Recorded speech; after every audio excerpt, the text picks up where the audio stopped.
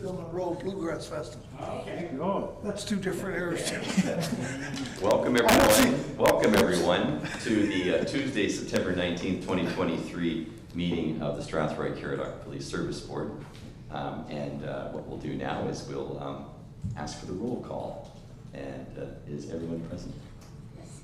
Everyone is present, including myself. I've been away like the last couple of meetings. Anyway, number two, a call to order and approve the agenda. The recommendation that the September 19th, 2023 Police Services Board meeting agenda be approved as circulated, and I think everyone's had a chance to look at that. Do we have a mover and a seconder for that? Moved by Member Hahn, seconded by the Mayor Grantham. All those in favor? And that is approved. On to number three, declarations of pecuniary interest. Do we have any today? Seeing none, we'll move ahead.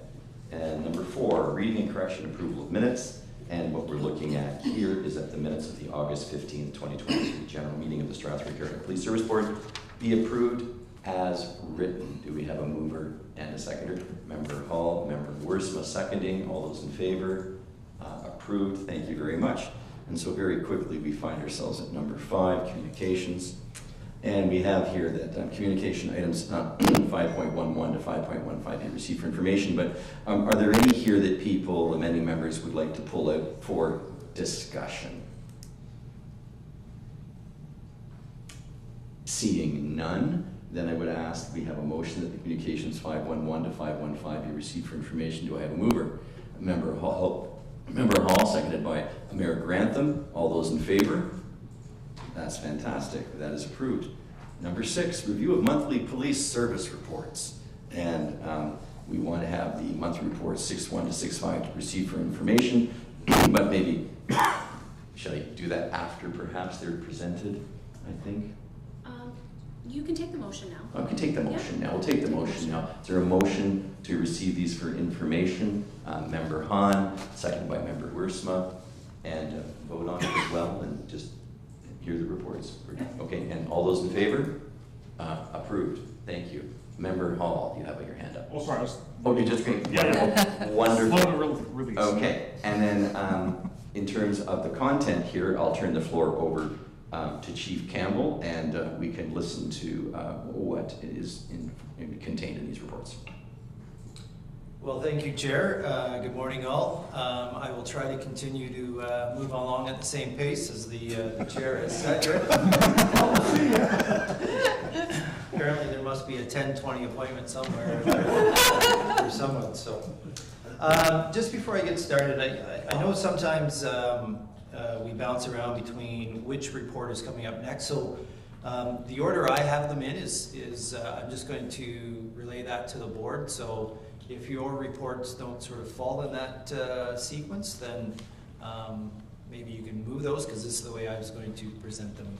So I was going to start with the activity report, moving to the criminal investigation report, the court clerk report, the uniform crime reporting violations report, community services and mobile crisis response team report, overtime, lost hours, and then the ATO and use of force, and then concluding with the freedom of information in the FOI. So that was the order I was going to go in. Okay, thank you. So just on the activity report, again, the month-over-month analysis, you'll see year-to-date 1,729 charges, just going up to the year-to-date 1,193 provincial statutes written for the year 2023. I know that there will be some inquiries and questions. Again, the provincial statutes relate to basically traffic enforcement is where the majority of those offenses or what those charges relate to. Just above that, you'll see to date 55 federal statutes. Again, just to remind the board, those often relate to drug investigation charges as what those add up to. So moving over to the criminal investigation report by Sergeant Cartwright. There's 5 different bullet points. I'm going to, I think, speak to all 5 of them. The first one relates to an investigation that was brought to our attention from the Central North Correctional Center in Penetangwishing, where there is a local party held in custody there. We received some information regarding some correspondences that were being sent to a community member here. So we continue that investigation, and as you see in the summary, we proceeded with charges in relation to uttering threats even though the person is in custody. Bullet point number 2, this is a highlight of an investigation where we were aided by the Children's Aid Society, and you'll see that there were some charges laid in regards to a historical sexual assault. The third bullet point relates to an investigation we assisted the Lambton OPP in regards to a community member who lives in our jurisdiction who was making some utterances and has subsequently been charged by the OPP, and our assistance was in locating and assisting in the arrest of that party. The bullet point number 4, this one involved quite a bit of collaboration, not only with the community members, the victims of the fraud, but coordination within our office. So we received some information about a fraud-related activity at a local business. We had some members go up and conduct some surveillance. The involved parties actually returned to the business and were subsequently arrested. We have laid a charge in regards to one of those parties, and the investigation actually is continuing as we believe that we have some further information that we have access to that may help identify additional suspects. And then the 5th bullet point, again, is a bit of a summary just from Detective Constable Shute in regards to some of his activities. You'll see he's responsible for at least 10 charges being laid in the month of July. Just brushing over the court clerk report, again, another... Excuse me, sorry. Excuse me, Member Hahn had a question, I believe. A question for the chief, and it was in relation to the 4th bullet point, the bank draft, the fraudulent bank draft. Is that quite normal, Chief, for fraudulent bank drafts? I thought they were pretty secure. I know in this particular case that was the process used by the suspects. I think you are correct. We don't, at least from my experience, again, I don't handle a lot of fraud investigations, but I don't think that we see a lot of bank drafts. There's a lot of different moving parts, if I can say, to using a bank draft, and that fraud usually occurs in other means electronically, and they don't often incur bank drafts. With the suspect, and I'm not sure if you can answer this question, would the suspect by chance be from a large metropolitan area like a Toronto? Through the chair to the member, I think at this point, I'll identify that he does not reside from this community. Yes. Okay. Just, and I only, and again, I'm not trying to sort of be less than forthright. It's just that the investigation is still ongoing, and I know that this is a bit of a public meeting, and for those who may be listening online, I just don't want the potential of that information jeopardizing any further work. But I appreciate that, but I also know that often Strathroy-Caradoc is now being targeted as a smaller community from the large metropolitan areas, and I was wondering if that's a little bit of the trend coming into our community with other suspects and other criminal activity. Again, through the member to, or through the chair to the member, sorry, let me try the red mic here.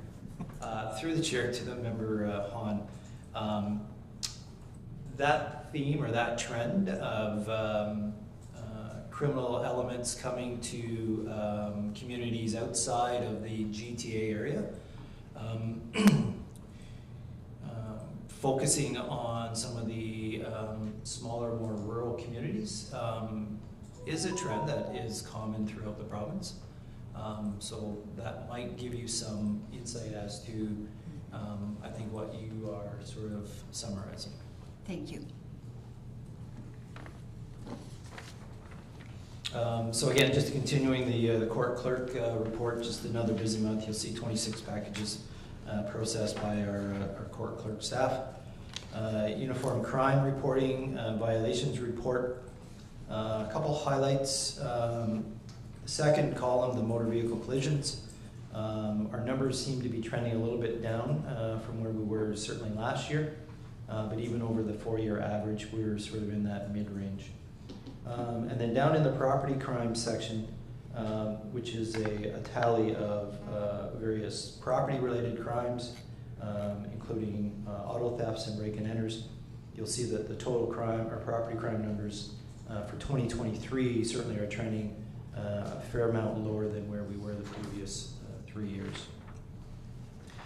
Moving on to the next report, the Community Services and Mobile Crisis Response Team. You'll see some of the numbers that... Excuse me, the mayor has a question. Yeah, just before we move on to the next report, before we move on to the next report, and Chair, is through you to the chief, and as you and the chief know, I'm going to later talk about traffic and speeding in the community, but I wanted to look at the stats, if I may, Chief Campbell, and help me understand. So we had the provincial statutes, but the traffic, and so I'm looking at the uniform crime reporting report, and I am going to ask, I'm going to have a question, then a request that if we could find a way to break out traffic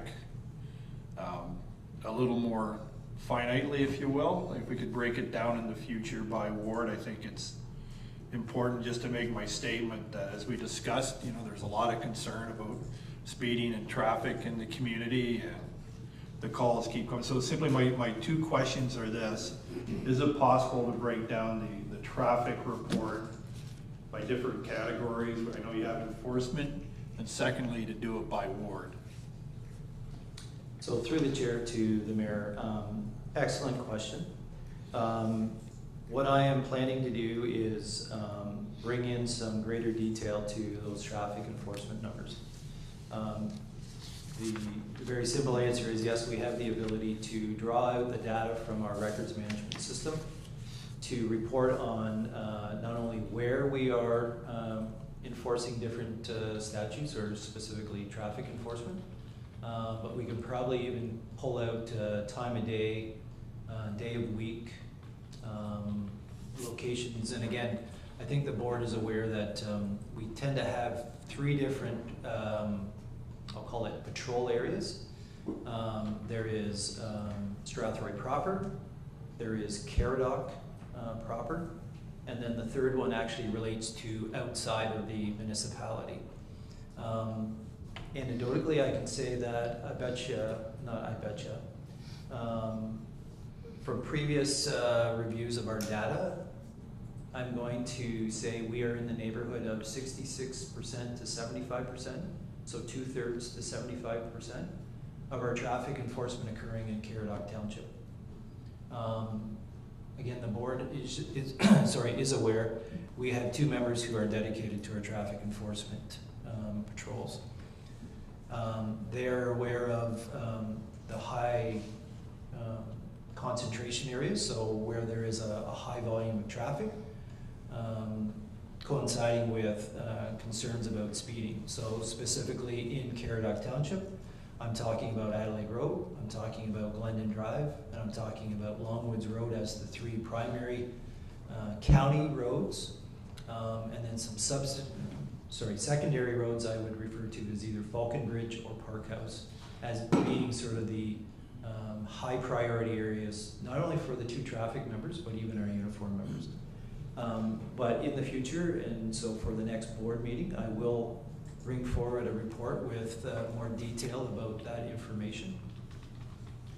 I'm also planning on returning to bringing in a speaker, and for the October meeting, I'm hoping to have again Sergeant Cartwright and one of the members from the traffic unit come in and explain some of the day-to-day activities and responsibilities that they're providing to this community. I'm also wanting to expand on bringing forth data from the collection that we get from our speed trailers and our pole-mounted speed signs. For this board's information, and you'll be aware that through the budget process, there was the approval of allowing the service to buy 2 additional speed-mounted,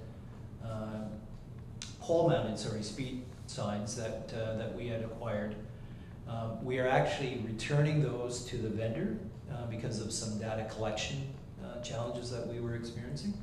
And again, we've been working with Director Strauss from the roads area, who has assisted us in identifying a new vendor.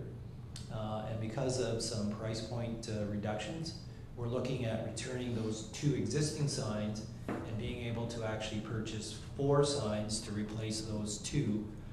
That again will assist us in the data collection of not only volume of cars traveling on roads, but actually capturing what are the actual speeds that we are encountering on those roads. So I'm hoping to bring back more detail from that data collection. So again, that we have a very fulsome picture of what is occurring on our roads and when they are occurring. Another point I do want to make to the board is, we have been very committed to utilizing technology in aiding and assisting our members with the enforcement in traffic. And again, that's done really with the support of this board, again, through various budgeting processes to allow us to buy these additional tools. All of our cars are now equipped with the automated license plate readers, which is not maybe a speeding tool to aid in our detection of speed, but it does provide us some evidence collection regarding some other offenses under the Highway Traffic Act, specifically suspended drivers, uninsured drivers, which is another target area for traffic safety and overall community safety in our neighborhood.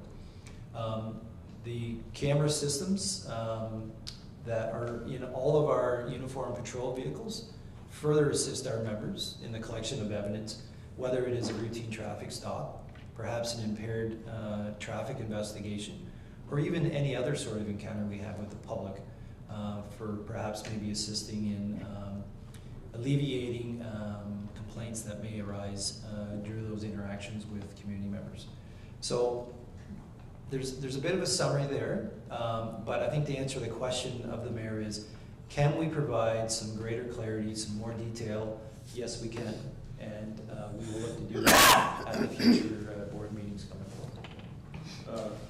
Thank you, Chief. Appreciate the fulsome answer. I just tweaked on one thing that you said, though. The 3 areas of patrol, Strathroy-Caradoc, and the outside areas. What are the outside areas? I should know that just out of curiosity. What are the outside areas? Yeah, so through the chair to the mayor. So anything that actually occurs or is initiated, say, outside of our patrol areas. So locally, it may be something that happens in Adelaide-Metcalfe, something that happens in one of the First Nations communities, something that may happen in Middlesex Center. We actually have members, obviously, who have various responsibilities to attend the City of London. Even on their travels back, if they initiated some sort of investigation, we would identify those as occurring outside or against the beat we use is the other category, just to capture those 3 different areas that that we may encounter. Thank you. Member Hahn? And then following up on the outside areas, I know that I've read quite a bit on social media about the high school area and the speed limit of 60 in the high school area. I'm sure you're aware of that. Is that considered an outside area for you since it harbors close to the Adelaide Township? So again, through the chair to Member Hahn, 2nd Street falls within the municipality of Strathroy-Caradoc. There is a very small area, I would say, and again, this is where the north, south, east, west sort of gets a little bit sideways. So I would call on the eastern side of 2nd Street as you get close down to Hickory. There's a small portion of that section of the roadway that actually falls in Alley Metcalf. Back in 2010-ish, to be general, we worked with the OPP detachment commander of the day to identify a protocol on any of the boundary roads. So if I was to draw a line around Strathroy-Caradoc using the roads as that boundary line, so Amiens Road, Hickory Drive, Melbourne Road, and along the southern border, used to be Switzer Drive, I believe some of it is still called Switzer. We identified and created a memorandum of understanding that any incident that occurred on the roadway, so for example, a motor vehicle collision, the OPP would take that investigation. The reason for that is the boundary used to be the middle of the roadway. And so if you had a motor vehicle collision that occurred on Hickory Drive, say between the 402 and Hickory Corners, or wherever Mountain Drive is, both agencies would respond and you would get there and you know, the collision may have occurred in the westbound lane, but the vehicles ended up on the east ditch. There was some, you know, sort of discussions about, okay, well, which side of the road did it happen on? Whose investigation was it? So to make it a little bit cleaner, we came up with this memorandum of understanding to make it very clear that any of the incidents on the roadway, the Middlesex OPP would take ownership for those investigations. And it's worked out very, very well.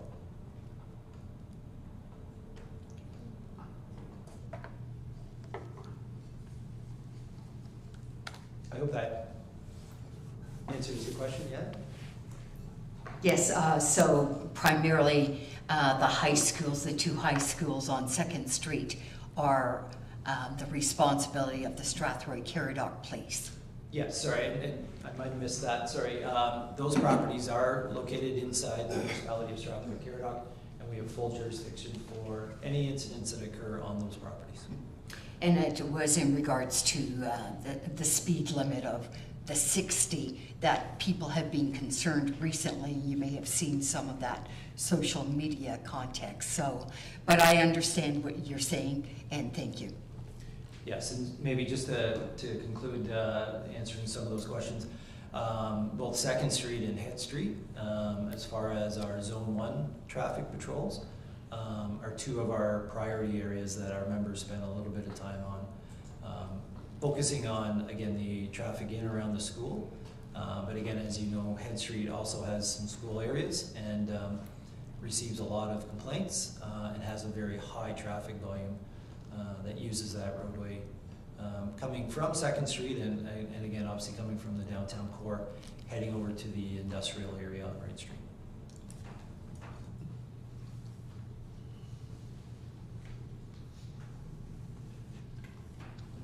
Any questions further? Okay, thank you.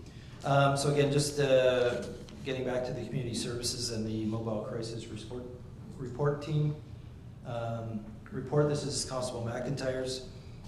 You'll see some of the engagement numbers that she has there.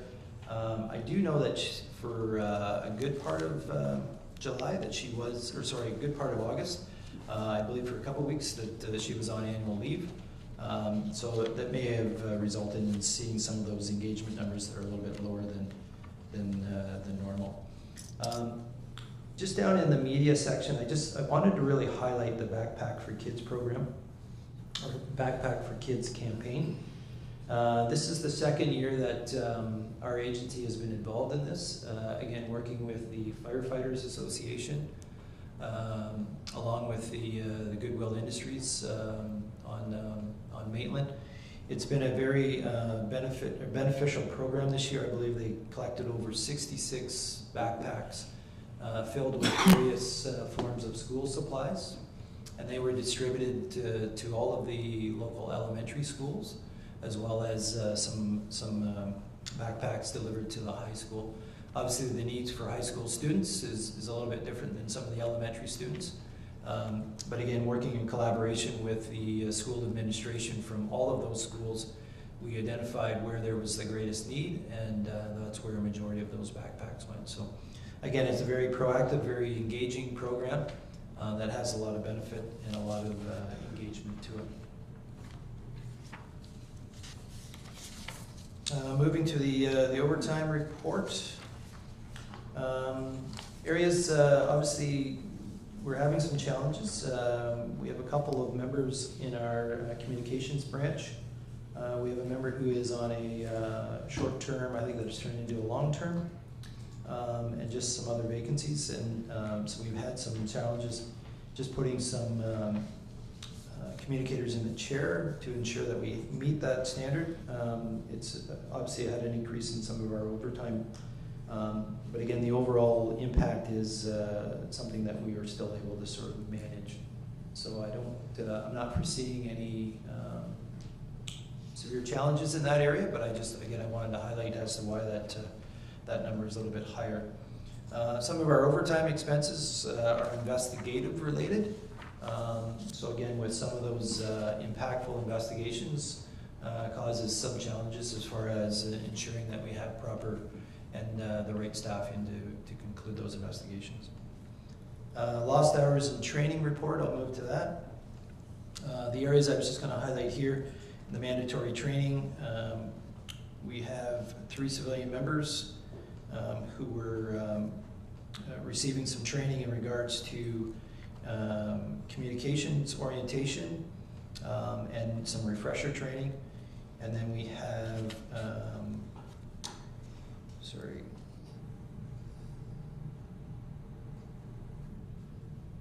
the short-term area, I was just wanting to highlight 2 uniformed members who remain on the return to work modified duties, and 1 civilian member who remains off for the medical reasons, which again relates back to the challenges we were seeing in our communications center and in a vacant chair being there. So.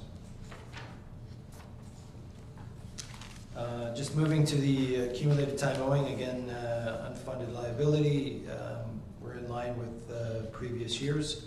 No concerns there. Use of force, one's a little bit different. It's not a taser-related event. A fairly serious call, a suspect wielding an edged weapon, which is a knife for layman terms. Just during the arrest, the officer was armed with a C8, which is a rifle. When it says in a sling, that's a device that is part of the rifle to carry over the member's shoulder. And just that presence sort of alleviated the incident, and the gentleman or the person was taken into custody without further incident. And then just to conclude, the FOI, the Freedom of Information, again, just the running tabulation of what those requests look like and where we are year to date. 67 individual report requests, along with 12 requests for motor vehicle collision numbers. So I'll pause there and take any questions if there are any. Thank you very much, Chief. And we'll go to some questions now. Member Hahn, your hand is raised.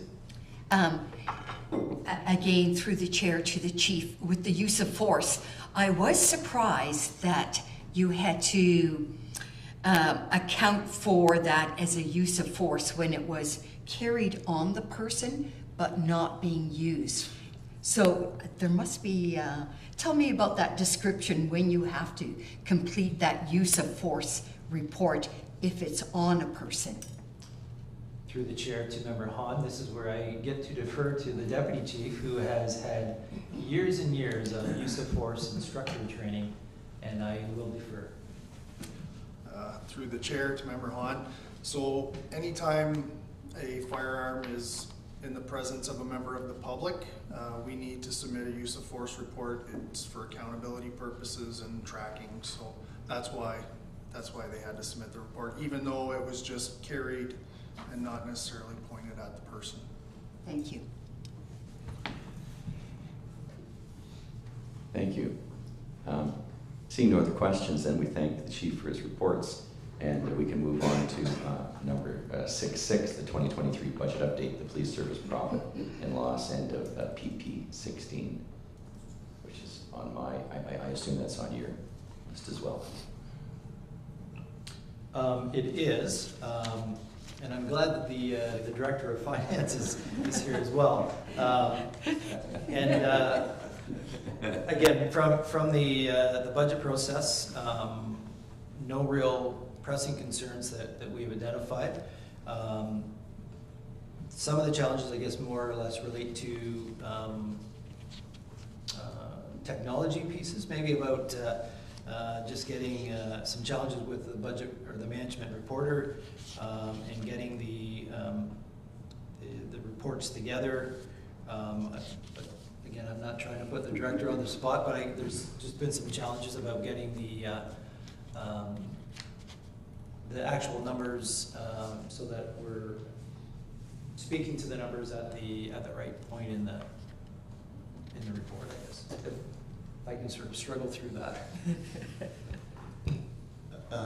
To the board, so the joys of technology are when you customize things, then every time you do an upgrade, you need to re-employ all your customizations. So we've had some issues. We upgraded our management reporter, which is basically the software that takes all the data out of our accounting software and puts it into reports for directors and the chief on their budgets. And so what has happened is there's been a disconnect. So unfortunately, we have to run those manually right now. So I've now got on the calendar until we get the glitch fixed. But that's what the chief is referring to. I have a little question then. We're soon going to be moving into the 2024 budget season. So I think what I might ask the chief is, what's been the greatest challenge this year for police admin with the 2023 budget, just as we move into the 2024 budget cycle? Is there something that we should be aware of and be alerted to that has been a challenge this year that we might have to address in the 2024 budget? Yeah, so to the chair, so staffing always is at front and center of our operational efficiencies. You know, we are looking to, as I present the 2024 operating budget to the board, we are looking to increase our complement as the community grows, as our demands for service grow, by 2 additional staff members. We are looking to introduce those as brand new recruit members who come at, from a cost perspective, the smallest of increases that you can see as far as from the salary dollars. And we're looking to implement that over a scheduled introduction into 2024, where we are looking to bring someone in maybe in Q1 or Q2 of 2024, and perhaps delaying the second hire into Q3 or Q4, so that the impact, the salary dollar and benefit impact to the operating budget is much more controlled and less impactful going forward. Another area, obviously, is our reliance on technology and our reliance on day-to-day operations running efficiently based on not only your physical assets, but your operating assets running as efficiently as possible.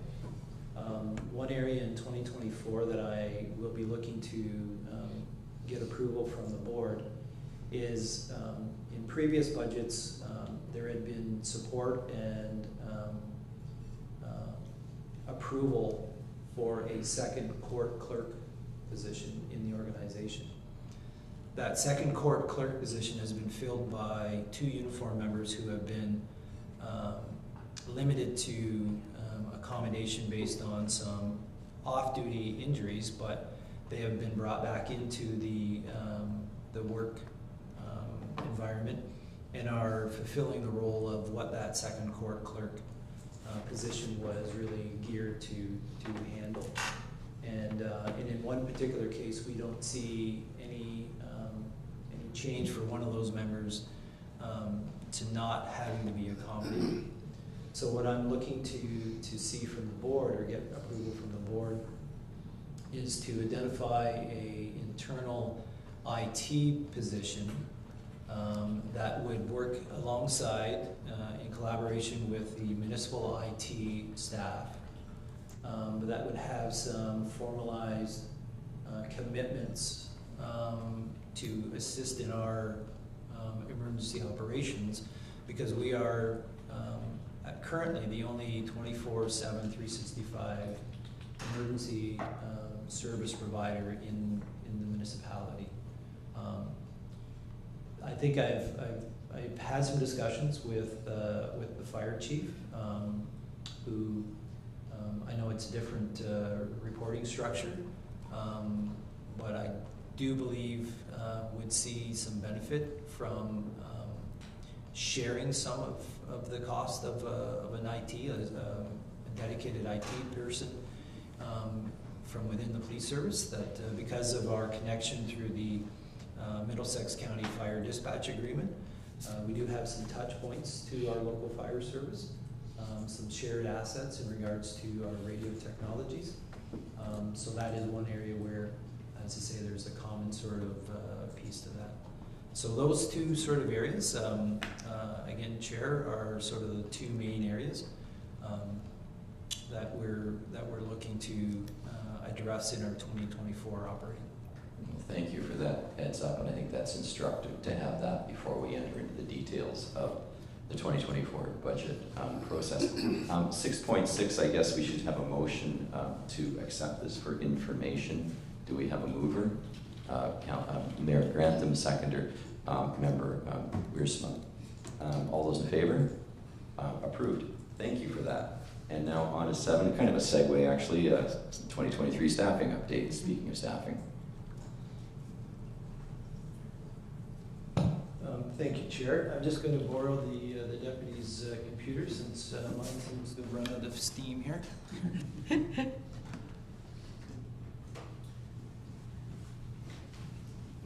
So again, I just wanted to bring information forward to the board just regarding some of the staff that we have brought into the service, as well as those who have tendered resignations and have left the organization. So you'll see the different listings there. This is a report actually the deputy chief created for me. And so it lists all of the different, as I say, exits and entries into the organization. Specifically, I wanted to highlight the 2 officers that are currently at the Ontario Police College. One of those hires is a replacement for Constable Reeve, who resigned, who's listed in the first part of the report. So again, from a financial perspective, Constable Reeve left as a first-class constable. Constable McNabb, who was hired, comes in at a recruit level. So even though it's a one-for-one exchange, from a financial perspective, we're saving quite a bit of money in regards to that. The second hire relates to a replacement for a senior officer we are going to be making available to a secondment opportunity at the Ontario Police College. And again, so there will be this cost benefit in that when we release the member to the Ontario Police College, we will be getting back salary at the rank of a sergeant plus his benefits. And we're replacing that member with the second hire here, who again enters the organization as a 4th-class constable, so at a salary level significantly less than the member that we are releasing to the police college. The 2 civilian hires again are about filling some roles in our communications center. We seem to be on a continuous cycle of losing a communicator, but then hiring and training a new one. It just seems to be where the market is right now, but we are continuing down that path. So I'll maybe pause there unless there's any questions from the board. Member Han? I also noticed, Chief Campbell, in the report, there was a full-time communicator that had retired. Will that be will that position, a full-time communicator position, become open? I appreciate that person is now part-time, but is that full-time position being recruited for?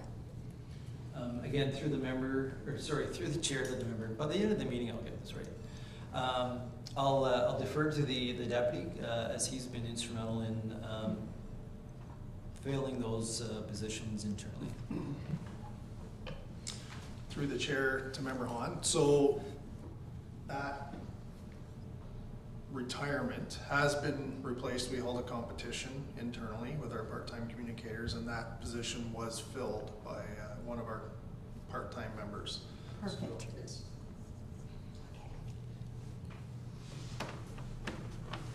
Okay, thank you for that. And so that staffing update, I guess we should receive for information.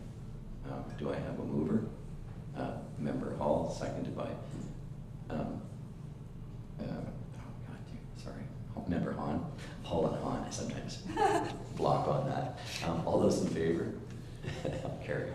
Thank you very much. Which takes us now to item 8, reports from departments, specifically 8.1, the strategic plan consultant, and I'll turn this over to the chief to deal with. So through the chair, I'll maybe just, using a golfing analogy, tee the ball up and then maybe let the director of finance swing the club at this one. So the strategic plan, obviously it's a requirement under the Police Services Act, soon to be replaced by the Community Policing Services Act, that a police organization obviously undergoes a strategic plan review with their board every 3 to 4 years.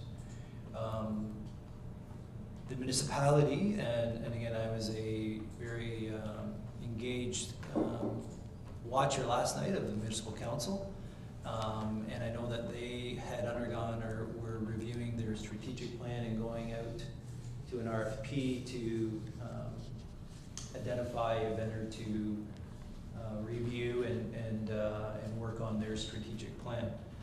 Because both the Police Service Board and Police Service were looking to go down that path as well, knowing that the municipality was engaged in that process, I think there was a meeting of the minds that that we would run together and share in an RFP that went out that included looking for a vendor that was willing to be engaged and do both strategic plans at the same time. And that process was followed, and a successful vendor has been identified.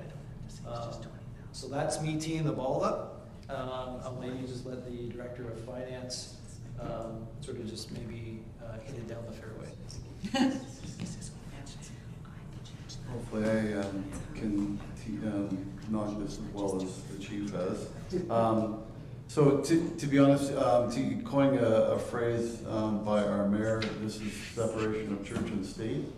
So although the municipality passed last night the acceptance of the strategic plan, it is a strategic plan for the municipality, and as the chief alluded to, there was some advantages in doing an economy of scale, in having the same vendor produce 2 separate documents that are administered by 2 separate governance boards, one being the council and the other being this board here. So what sits before you today is just the acceptance of the vendor that the municipality chose, and comes highly regarded in being able to accomplish both strategic plans.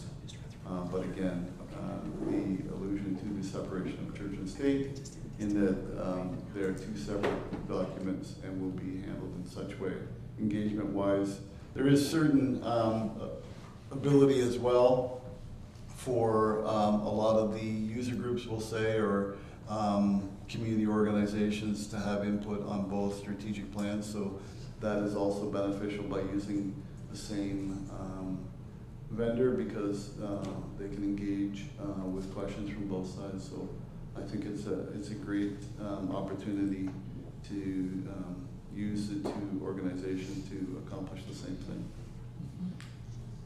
Thank you. And it's great to see that kind of synergy between the two organizations. And I guess I'd have to emphasize as police board chair that this is an opportunity in a strat plan with the Strathroy-Caradoc Police Service that the citizens will be able to have some feedback into our strategic plan for our police force, which is as it should be, because the police force is dedicated to maintaining the peace in town for the citizens. So I think that's an important piece here, that there will be input. And I just hope that the communication piece, and we keep pushing that idea, the communication piece will be out there so that the people in town will know that they have an opportunity to have input to this, and that's important for the success of this plan. Any other comments by the chief or the deputy chief before I call this to the vote? Through the chair, I have none. Actually, sorry, I have one. Both the deputy and I are leaving tonight for a meeting tomorrow in Owen Sound with our colleagues in the small, mid-sized police service world. We will certainly be discussing the fact that we are engaging in our strategic plan journey, and certainly take away any feedback we can from any of the other agencies that maybe have recently gone down this path, and what themes or trends they saw in their journey themselves. Thank you. So I'll read out the recommendation, which is slightly modified here.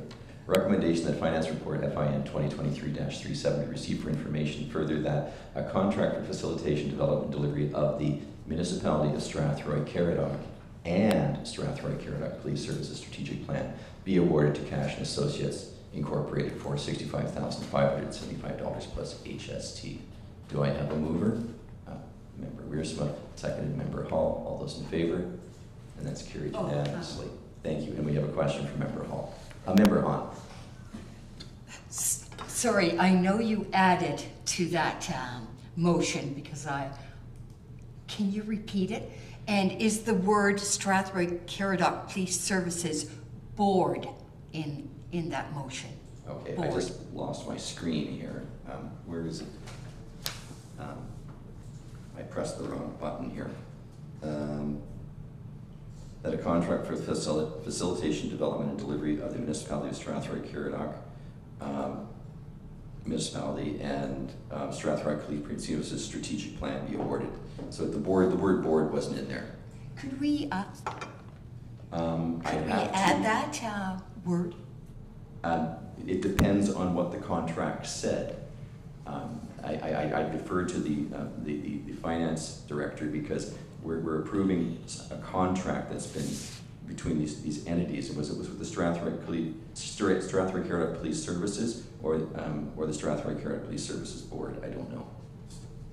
Through the chair to Member Hahn, so we haven't struck the contract yet, so we can amend it to or add whatever verbiage. So we'll use the verbiage from whatever the motion is. We'll just put the word, we can put the word Strathroy-Caradoc Police Services Board strategic plan in the motion. Okay. Yeah, the importance of that word is the governance role of the board. And so I'd like to Very add good. that. Yeah, fantastic. Do I have to take a revote on that? As long as both agree, then we can. Does everyone agree to that friendly amendment? Seeing no objections, the amendment is made. I just lost my agenda here. You can take mine. Okay, I just lost it. We're almost there. We're almost there. We're no inquiries. Oh, I Yeah, and now we are at inquiries and comments by members. I'll go to Member Hahn first. I'm going to go back to that strategic plan. Oh, okay, good. Just a question on it. and it can be under inquiries also or comments. I wondered if the Cash and Associates Incorporated, or David Cash maybe, would be able to do a presentation just on the scope or the plan. I know it's a 20-week project that I believe we read about, but it would be good to also, for the Police Services Board, to be aware of what that scope would be for our segment. Well, make that a question through me to the chief to see if that's possible.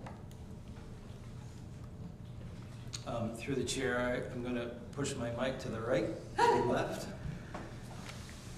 So the plan is that we will be coming back to the board with sort of the schedule of what that engagement looks like. We'll have to be doing that for the council as well. So we can even have the primary member, Mr. Cash, present that if you would so choose. But they will sort of now, once we finalize the contract, engage with us and sort of set up that plan, because that plan was in place, obviously using different timelines, but now will be updated. That sounds good. I'd be really interested in that presentation. Fantastic. Anything else under inquiries or comments? Yeah.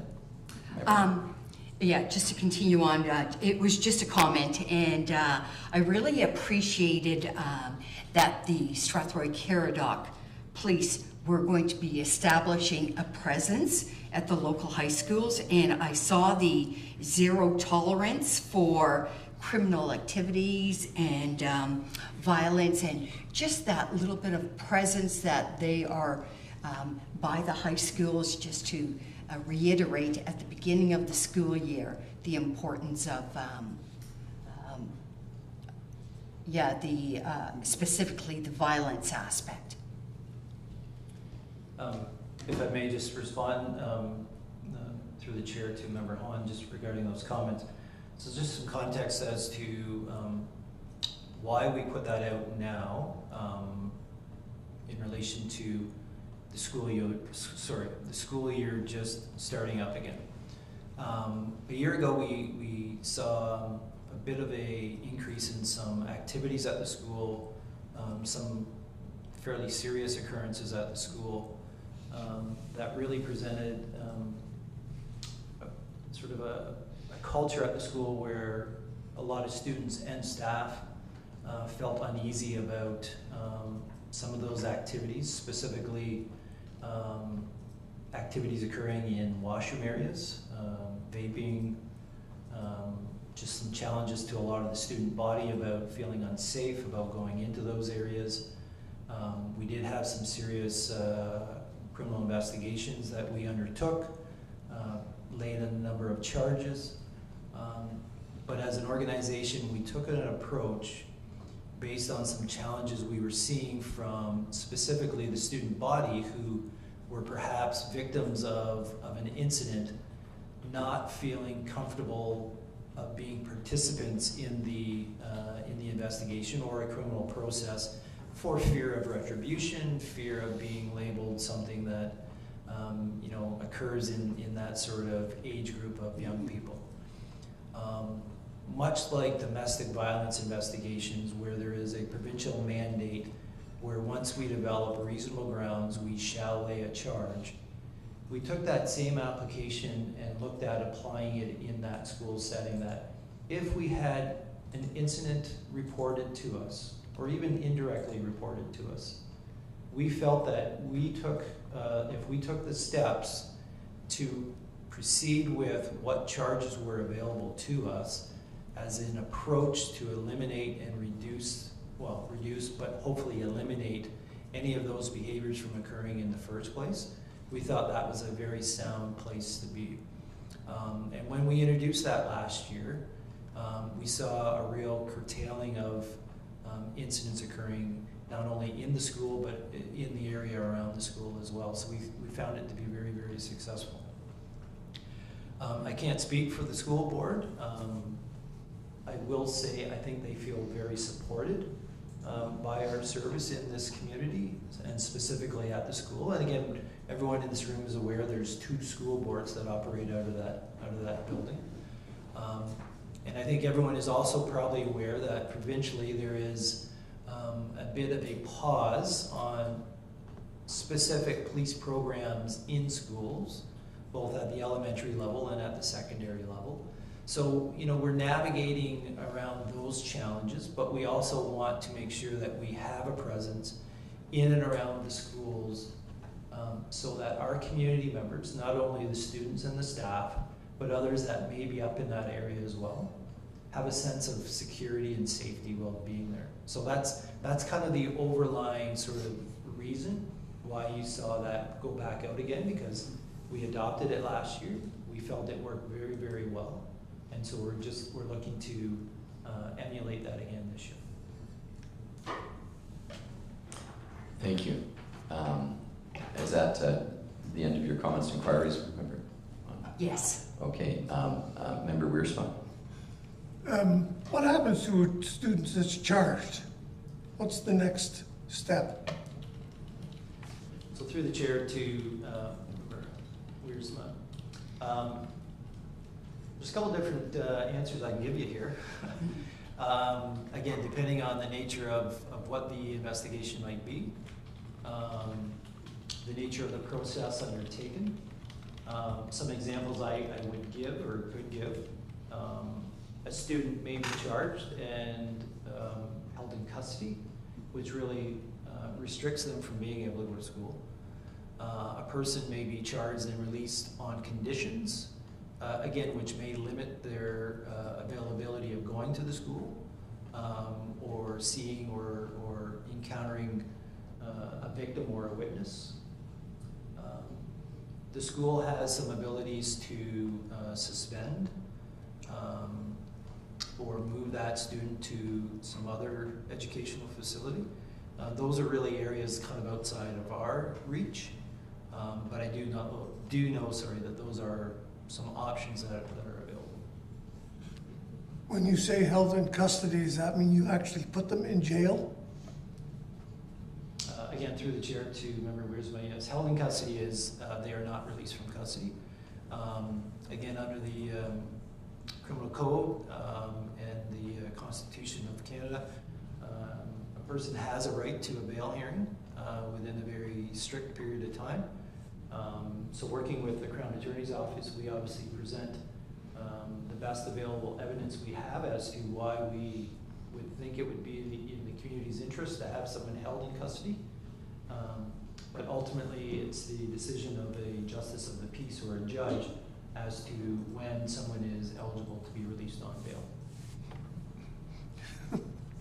I could ask a few questions here. Just out of curiosity, so last year you say things have been curtailed, which is great to hear. How many students have been put in jail in 23, or last year? So through the chair to member Wiersma, I don't have that data available. Again, in the early part of 2022 school season, we had 4 or 5 incidents that I would consider serious incidents within the school that led to our direct involvement, that led to us laying criminal charges, that led to us putting people on conditions of bail.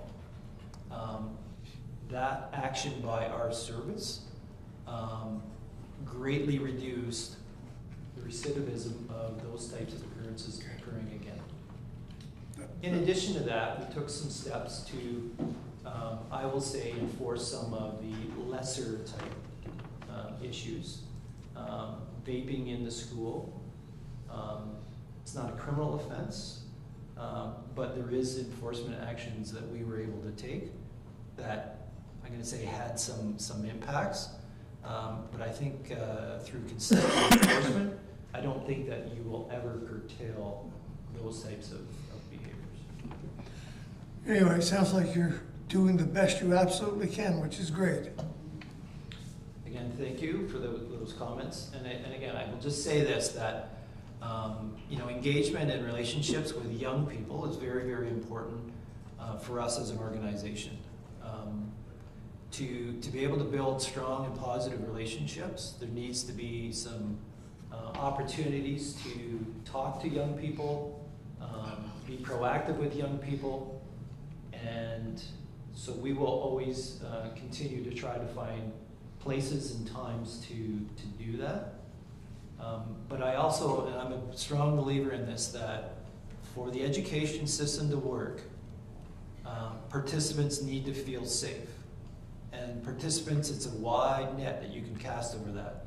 It's students not afraid to use washrooms. It's students not afraid to walk down hallways. It's staff members. It's support members in the school system. And it's administration in the school system. And the last group I would say is parents of students in the system. They all need to have this sense of security and safety for us to learn and to grow as people. I'll leave it at that. Thank you, Chief. Member Hall. I'm just gonna keep mixing those two up today. I don't know why. Nothing for me, thanks. Okay, and over to the mayor. No, thanks, Chair, and through you, my comments are two. I only had one, but I have a second one after hearing what I heard today on a positive note. But just a request to Chief Campbell and Deputy Chief Cushman that while we're putting together reports regarding speeding and traffic, that we do what we can to slow people down, and specifically on Glendon Drive and Mount Bridges. I heard that Director Payne was Bristol Raceway. Well, I'm going to suggest that Glendon Drive has become the raceway for Caradoc Township, and whatever it takes while we're waiting to get a report or something. I really do believe that should be the area of focus right now is Glendon Drive. So whatever you can do, I would appreciate it. Thank you. Secondly, in your comments regarding staffing and the budget, I'm very glad to hear that you're looking at increasing your staffing complement, because as Chair Brennan knows, infrastructure is a key part of growth, and policing is part of our infrastructure. So if we're going to grow as a community, I think the citizens and the taxpayers have to be willing to pay more for police service. I'm very glad to hear that you're going to increase the complement of staff. And I do respect your commitment to our budget, Chief, but I would suggest that if you need more, you should ask us, because that is one thing I've been consistent on since becoming mayor and part of the police board, that public safety should be paramount. So thank you for increasing the staff. Thank you, Mayor. Comments, Chief? Certainly, and thanks again, and through the chair to the mayor. Thanks again for those words of support. Just on the traffic front, again, I know communication is always sort of at the root of success, or perhaps stumbling to not have that success. Our members are very engaged and very aware of the concerns about traffic safety in our community.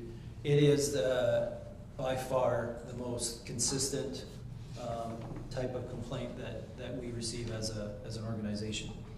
And again, through I think our use of or desire to use technologies, again the speed signs and the things I talked about earlier that we have in our vehicles, the commitment to dedicated members. So there's a want on behalf of the service to certainly address those issues. The communication piece or the data collection piece, this is maybe where we have fallen a little bit short of showing what work we've actually done already. Because I do know that Glendon Drive, both east and west of the main intersection in Strathroy, are areas that our members are spending a lot of time at. And maybe that's just some information we need to demonstrate and pull out and communicate to our community to show them that we are in those areas. Longwoods Road is another area, both in what I'll refer to as West Delaware, but as well as in the Melbourne area, are areas of concern. So getting the information in a format so that we can expose to the community as to what we are have been doing, is one thing, but again, to further that and to find even some further areas to enhance those traffic safety things, we're willing to do that. Your comments about the support of the growth of the service, again, having sat in the chief's chair here now since 2016, financial responsibilities have always been at the forefront of putting forth operating budgets. And I do appreciate the fact that this board and this council is very supportive of their police service. We will continue to sort of grow in an area that, or expand as in the most efficient manner that we can, without just randomly asking for growth related staffing numbers. So we will continue to keep sort of moving that bar forward, and I do appreciate the words of support and the support of the board. Thank you for that, Chief. I guess my only concluding remark would be that in the process whereby increased staffing is requested by the police board and the concomitant funding, it'd be also great to have a look at comparators and take a look at the number of uniformed officers per 1,000 people in the community, something like that, just to make sure that we're building a case for increased policing on a very sound foundation in terms of the metrics. Thank you, Chair. I do have and it's more of just a general information topic. It's a traffic-related matter, and I don't think I'm letting the cat out of the bag here. Coming Friday, we are working with the Ministry of Transportation, some of our local policing partners, the OPP. I'm not sure if there's some other services coming to run what we refer to as an MTO blitz. So we're going to be targeting commercial motor vehicles. So if you're watching and you have a commercial motor vehicle, there will be some extra attention this coming Friday. Again, it's part of our road safety priorities, and so this coming Friday you will see a heightened police presence and MTO presence in the community. Thank you for the heads up, and I'm sure many people, if they have concerns, they can take their vehicles in to have the work done before that day occurs. All right, thank you very much. So we moved on now to number 10, in-camera matters. The board may move into closed session to discuss a personal matter regarding identifiable individual and a procedural matter as permitted by Section 239 of the Ontario Municipal Act, Section 35, subsection 4 of the Police Services Act and Council's Procedure Bylaw. And the recommendation of the board move into closed session. Do I have a mover and a seconder? Moved by the mayor, seconded by member Hall. All those in favor? Thank you. So we are now moving into in-camera, and I'll just wait until we get the all clear before we proceed.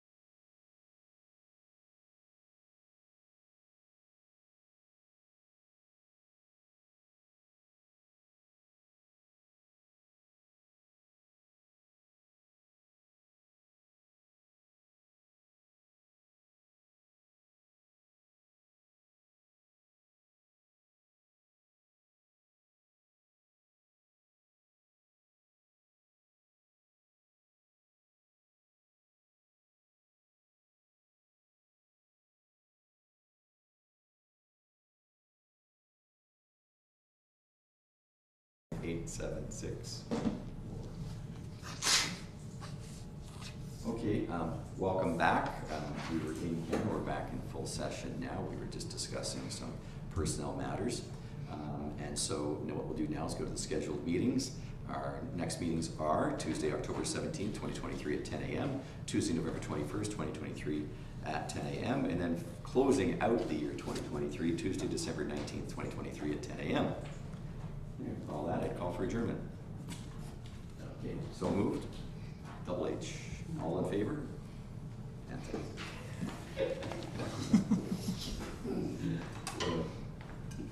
Fantastic. Where do I sign? Oh, Okay.